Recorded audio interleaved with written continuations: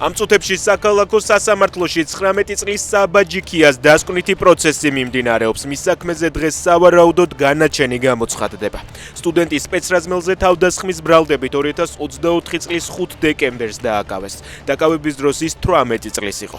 საქალაქო სასამართლოში დღეს პროევროპულ აქციაზე დაკავებული კიდევ ერთი ახალგაზრდის გიორგი მინდაძის დასკვნითი პროცესიც გაიმართება. გვიან ღამით რუსეთში აფეთქებების ხმა ისმოდა. გავრცელებული ინფორმაციით ქვეყნის ტერიტორიაზე ჩამოგდებულია 69 დრონი. პარალელურად რუსმა ოკუპანტებმა უპილოტო საფრენი აპარატებით ოდესა დაბომბეს. დაშავებულია სულ მცირე 5 ადამიანი. პენტაგონი აცხადებს, რომ ამერიკის შეერთებული შტატების დარტყმებმა ირანის ბირთვული პროგრამა 2 წლით შეაფერხა. ამის შესახებ თავდაცვის უწყების პრეს-სპიკერმა სადაზვერვო შეფასებებზე დაყრდნობით განაცხადა. ძლიერი ხანძარია საბერძნეთში. კუნძულ კრეტაზე 4 დასახლებიდან დაახლოებით 1500 ადამიანის ევაკუაცია განხორციელდა.